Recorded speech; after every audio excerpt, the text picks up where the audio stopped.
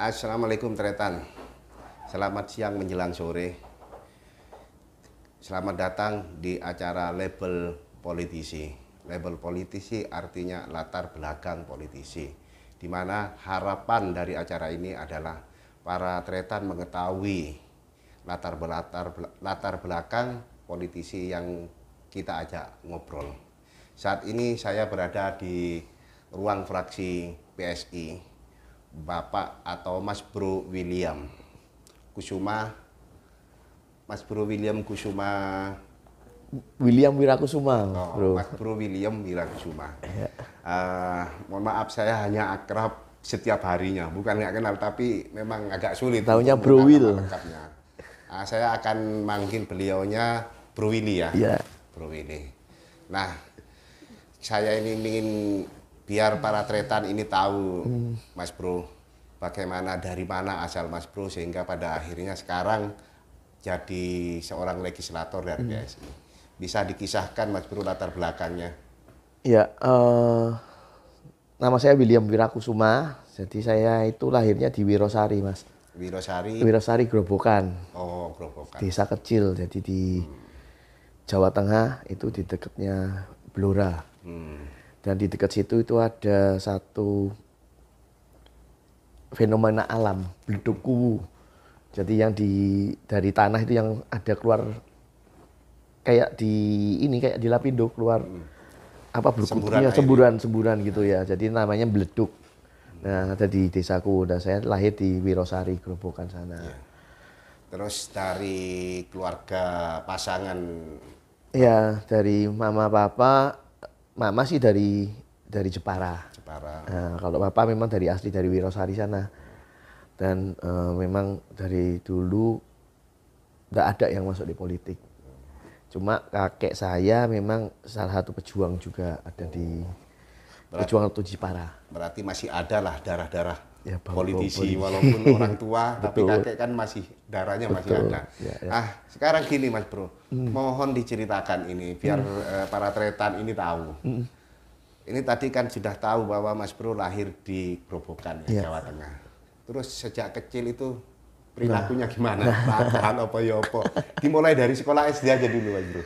Saya itu SD itu kayak nomaden, Mas Bro. Jadi karena tahun 88 kan ada krisis ekonomi dulu itu.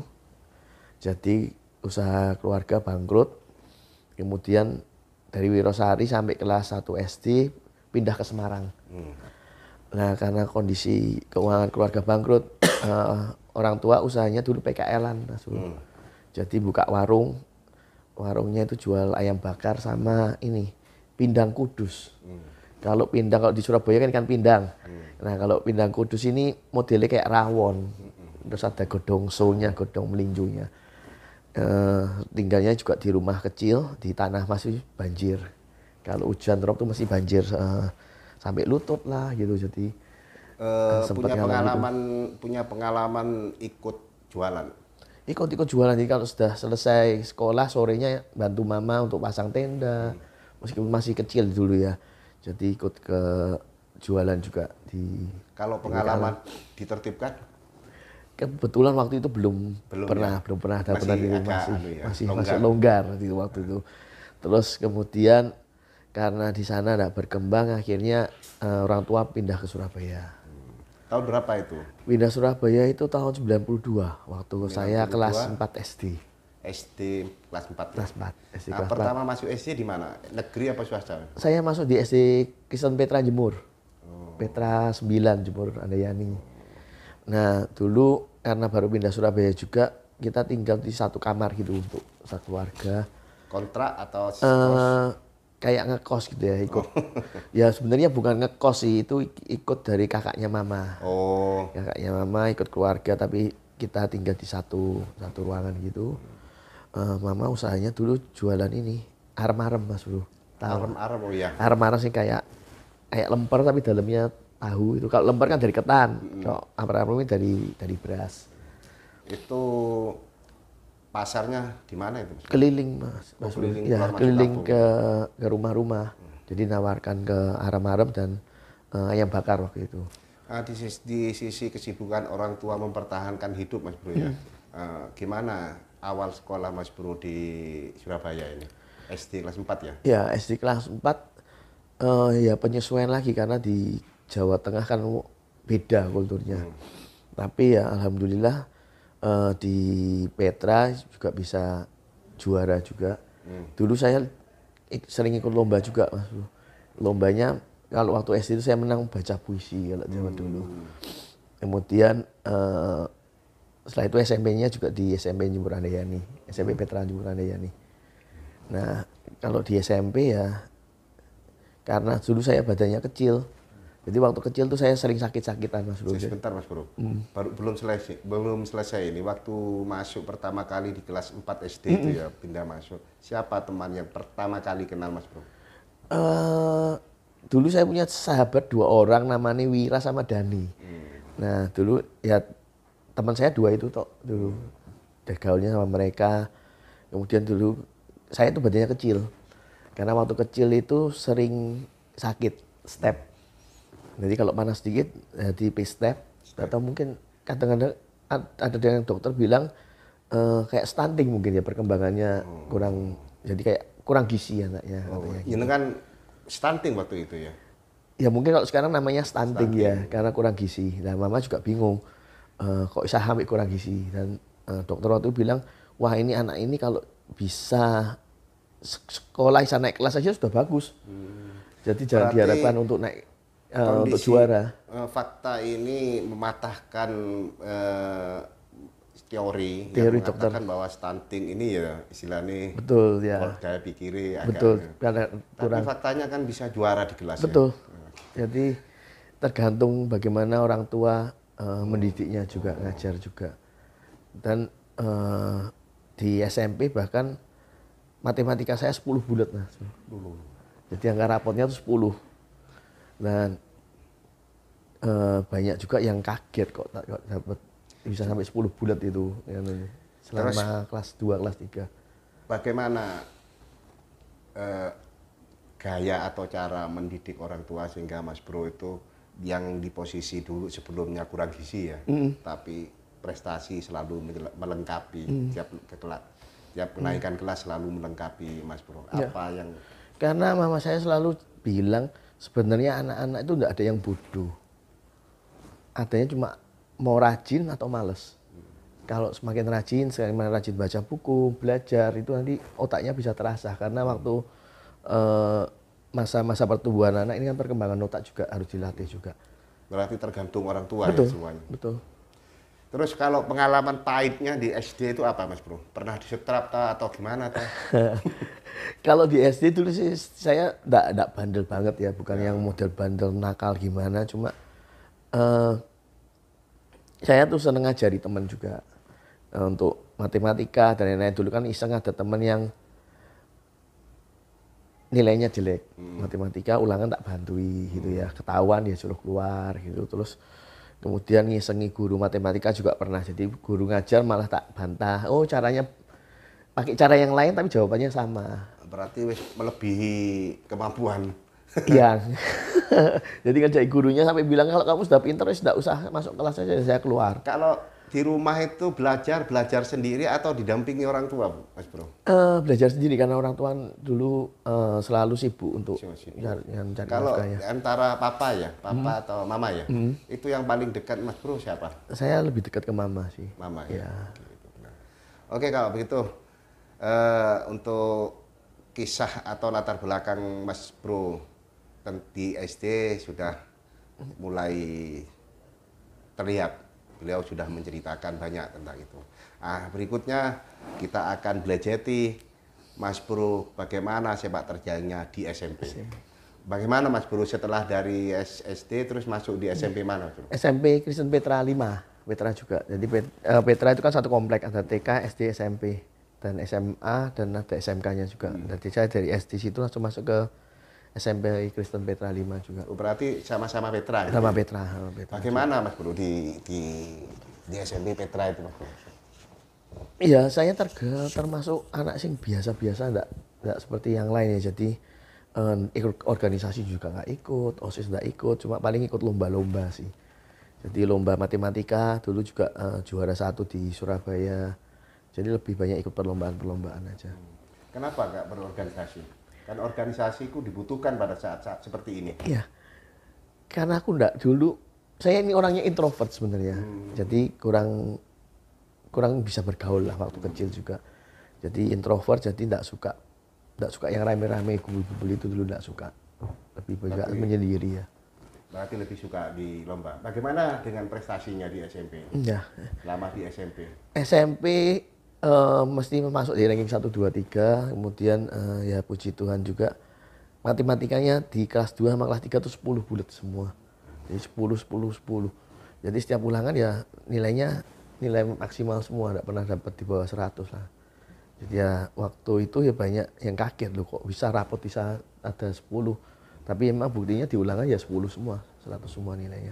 Nah, sekarang biasanya SMP itu kan Mas Bro. Setiap manusia ya gitu kalau sudah masuk tahapan SMP itu kayaknya sudah mengenal keindahan-keindahan. Istilahnya kalau dulu itu cinta monyet. Iya. Nah, pada saat itu Mas Bro punya pengalaman nggak cinta monyet? Wah, kalau saya enggak ada, Mas. Soalnya kan saya benar-benar orang yang introvert sih, suka di rumah, enggak suka yang dolan-dolan keliling gitu, enggak suka. Memang benar-benar di rumah dia. Belajar itu aktif ya tiap hari ya? Iya. Selama maksudnya jam di rumah itu? Di rumah juga ya. Selain bantu orang tua. Ya? Jarang banget saya main di luar. Karena juga kondisi ekonomi keluarga juga enggak memungkinkan juga.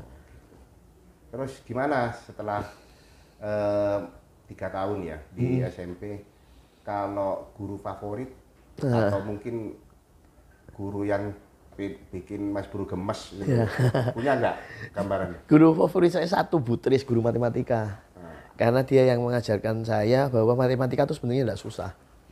Asal mau latihan, asal mau menghafalkan rumus-rumus.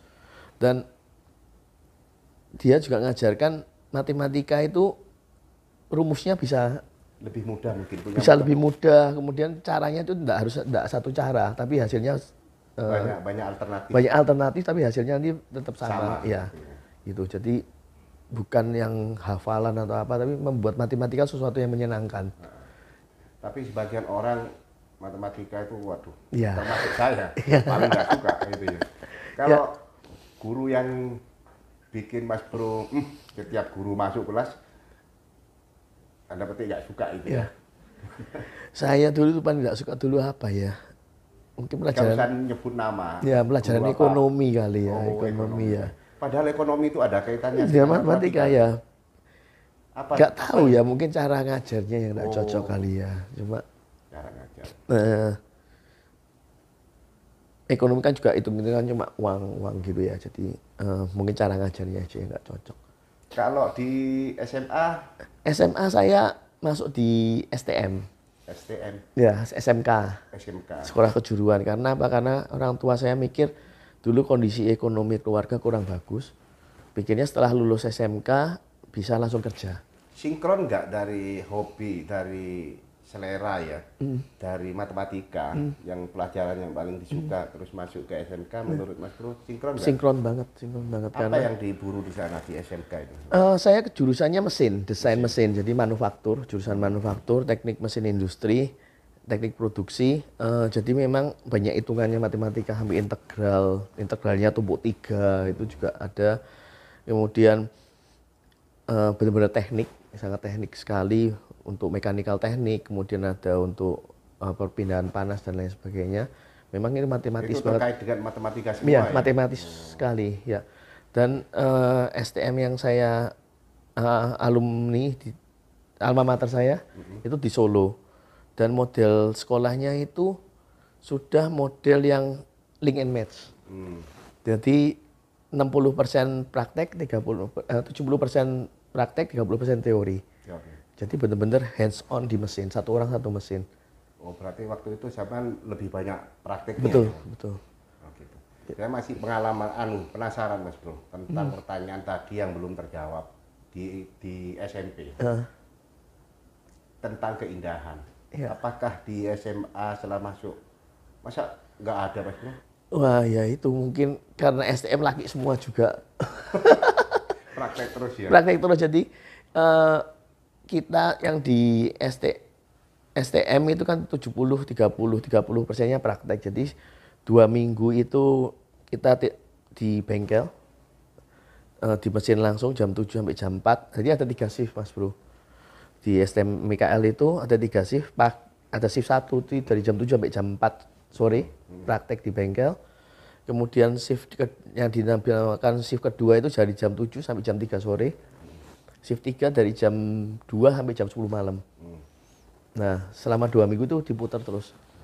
Kemudian juga langsung hands on. Yang pertama kelas 1 itu kan kerja bangku dulu. Jadi kita ngikir Mas Bro. Kita buat alat-alat semua tuh ngikir. Nah, sebentar Mas Bro. Untuk biaya operasionalnya ya, misalnya kalau ada praktek dan apa itu ditanggung sekolah atau? Iya, tanggung sekolah. Karena tidak membebankan pada orang tua. Enggak. Karena sekolah ini adalah sekolah yang model factory teaching. STM Mikael, ATMI dia punya pabrik. Zaman saya dulu waktu tahun 97-98 itu omsetnya sudah 1 miliar sebulan. Maaf, SMK mana? Mikael Surakarta. Balik ke Jawa Tengah? Di Solo, ya. Saya ke kos di Solo. Terus. Nah, karena ada factory-nya, dia punya pabriknya. Semua yang dikerjakan oleh siswa itu harus bisa dijual. Atau itu adalah pesanan dari luar. Nah, itu yang membiayai kita praktek. Bagaimana kalau ada kesalahan buat, misalnya ada beda kerja praktek yang kita salah buat, itu kita gantinya dengan jam kerja. Pernahkah Mas Bro membuat ide kreatif? Kalau ide kreatif nanti kan di kelas 3-nya. Kelas 3-nya. Diceritakan gimana di kelas 3 itu? Kelas 3 dulu aku buat apa ya Mas, ini sudah agak lupa saya. Karena kita harus desain satu mesin yang bisa berguna juga. Tapi pentingnya yang di sana adalah karena SMK kita lebih dipersiapkan untuk jadi pekerja langsung. Jadi setelah lulus itu Bro, kita sudah dapat sertifikat internasional ISO TÜV dari Jerman. Si sekolah tadi punya hubungan atau kerjasama dengan perusahaan-perusahaan. Betul ya. Jadi setiap lulus langsung bisa bekerja. Ya. Jadi saya lulus dulu itu dapat tawaran dari 10 perusahaan. Kita tinggal milih. Waktu itu pilihannya apa Mas Bro? Saya waktu milih dulu di Jakarta cuma karena gajinya waktu itu cukup rendah ya maksudnya. Jadi tidak ngambil dan kemudian saya melanjutkan di D3-nya. Oh gitu. Saya maaf ini ada yang kelewatan. Waktu di Solo ya orang tua masih di Surabaya. Surabaya. Oh berarti di ngekos. Ya. Ngekos. Oke, Tretan.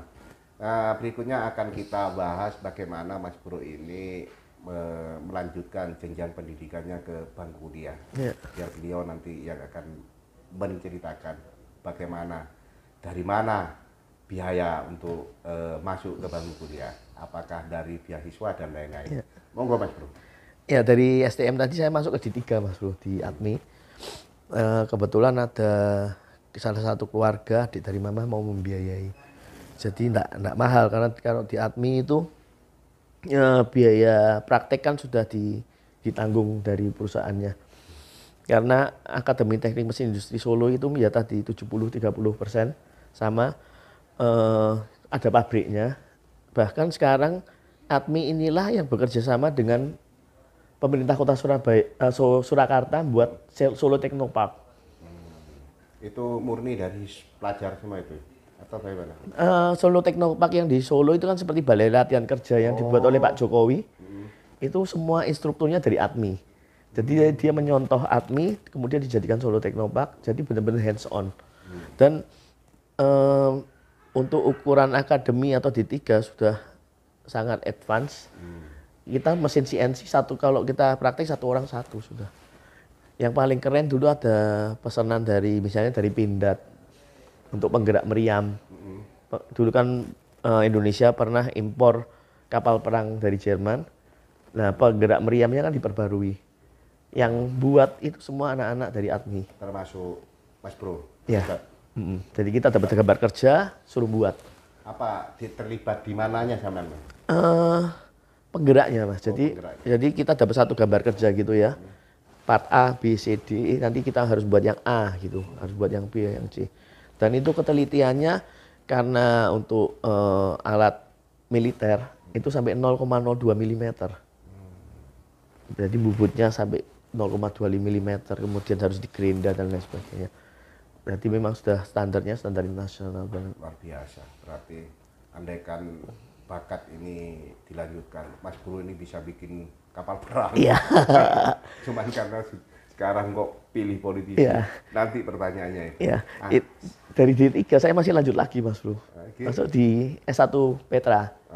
Mesin juga. Balik Petra ke Surabaya. Nah, Petra Surabaya saya mengajar sebagai asisten dosen juga sebagai mahasiswa juga. Setelah itu sempat sekolah Alkitab dulu 3-4 bulan, terus pindah ke Jerman untuk sekolah S2. Bagaimana kisahnya itu bisa pindah ke Jerman itu kan? Mohon maaf ya, itu kan kalau secara umum biayanya kan cukup tinggi. Nah, ini banyak orang yang nggak tahu sebenarnya sekolah di Jerman itu nggak mahal. Dulu. Sekolah di Jerman nggak mahal. Kalau kita hitung semua dengan biaya kuliah di Indonesia dari awal sampai akhir, itu justru lebih murah di Jerman. Karena apa? Karena sekolahnya gratis. Oh. Kita cuma biaya hidup aja. Biaya hidup plus pemberangkatan dari sini sana. Ya. Nah, itu siapa semua yang membiayai? Dulu dari keluarga juga ada yang ini. Jadi untuk ke Jerman itu mungkin teman-teman yang pengen tahu juga kita berangkat cuma perlu sangu 100 juta.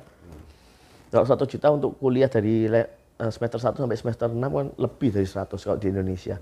Bahkan kalau universitas jurusan tertentu masuk aja 100 sudah. Ya jurusannya apa Mas Bro itu? Saya jurusannya sama, teknik mesin, teknik material dan produksi S2-nya. Apa saja yang dipelajari Mas Bro? Sama bagaimana buat pabrik. Kalau dulu kan kita hands on di buat benda-bendanya. Kalau di Jerman saya lebih bagaimana materialnya seperti apa. Kemudian ke buat pabriknya. Bagaimana saja yang dibutuhkan? Ya, bagaimana pabriknya, berapa produksinya. Kalau ngomong lebih spesifik mungkin produk apa sih paling didalami Mas Bro waktu itu? Satu buat pabrik, Mas. Oh, buat pabrik. Buat pabrik. Berarti andaikan saya minta tolong Mas Bro buatkan pabrik, ya, bisa ya? Ya, atau gampang aja kalau misalnya kita lihat dari program pemerintah kota yang geprek itu, yang buat paving, sebenarnya bisa didesain dengan baik dengan yang teknologi yang lebih baik, produksinya bakal lebih baik lagi.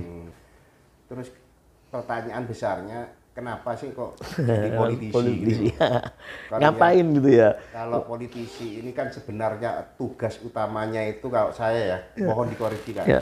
Jadi politisi kan sifatnya mengabdi. Ya. Gitu. Mengabdi terus ada tambahan kalimatnya tanpa pamrih. Ya.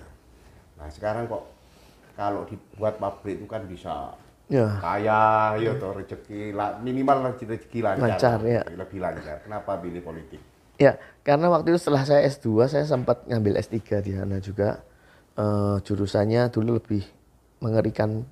Kalau orang mesin mesti tahu jurusan mechanical fluida itu jurusan yang paling mematikan, yang paling sulit di teknik mesin. Maksudnya gimana Mas? Perlu diceritain. Kalau simpelnya, kalau kalkulus itu integralnya sudah sampai level 3-4 tingkat. Untuk ngitung, contohnya satu ruangan gini kita bisa ngitung AC-nya seperti apa, arah anginnya kemana. Iya Mas Bro, jadi memang pertanyaannya yang barusan kenapa pilih politik? Ya. Kan belum dijawab ini. Ya. Karena kalau mau membantu bangsa dan negara sendiri kita harus masuk sistem. Kalau kita di luar sistem bisa, cuma jangkauannya kan tidak terlalu luas. Contoh kalau kita punya LSM, punya organisasi, jangkauannya tidak seluas kalau kita ada di dalam sistem pemerintahan. Berarti intinya masuk ke sistem itu ingin andil dalam hal-hal produk kebijakan ya. Gitu, biar bisa masuk kebijakan dan manfaatnya lebih luas. Betul. Gitu, Betul. Kalau dapil ini dapil berapa di Surabaya? Saya di dapil 3, jadi meliputi Kecamatan Rungkut, Mulyorejo, kemudian di Tenggilis Mejoyo, Monocolo, Sukolilo, Gunung Anyar dan Bulak. Nah, sekarang ini kan sudah kurang lebih 1 tahun ya menjelang akhir jabatan ibaratnya. Tentu Mas Bro masih ingin semangat untuk kembali lagi menjadi pengabdiannya lebih panjang lagi. Boleh tahu apa sih yang telah diperbuat Mas Bro untuk warga, terutama khususnya di Dapil? Oh, di Dapil. Di Dapil ya sama seperti yang lainnya, kita bantu warga kalau membutuhkan infrastruktur juga. Tapi saya lebih juga ke makro juga Mas Bro, kebijakan makro. Misalnya Bro Sati kan juga tahu tentang transportasi di kota Surabaya. Oh, kita ya. sering ngobrol lah soal transportasi. Lebih fokus banget. Ya. Setiap ngobrol dengan saya mesti transportasi. Kemarin transportasi air seperti yang kita dulu pernah ceritakan, transportasi wisata air sekarang juga sudah ada di Kalimas. Alhamdulillah sudah. Nanti akan diperpanjang juga dari Jembatan Merah sampai Penilih itu juga ada. Kemudian dari 2018 sebelum saya di parlemen pun saya sudah menyuarakan tentang transportasi umum. Dan sekarang puji Tuhan Surabaya pun sudah jalan. Kemudian karena kota Surabaya itu banyak gang kecil, akhirnya kita usulkan ada feeder juga sudah jalan wirawiri. Cuma PR-nya kan masih belum menjangkau semua wilayah.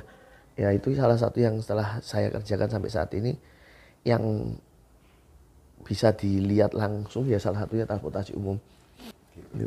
Berarti banyak sekali ini kisah dari Mas Bro ini. Ya. Tentu para tretan yang melihat video ini atau channel ini nantinya pada saat Pileg 2024 sudah bisa memastikan bahwa Mas Bro ini sebenarnya latar belakang pendidikannya sungguh luar biasa. Oke tretan, sampai di sini dulu. Assalamualaikum dan selamat sore.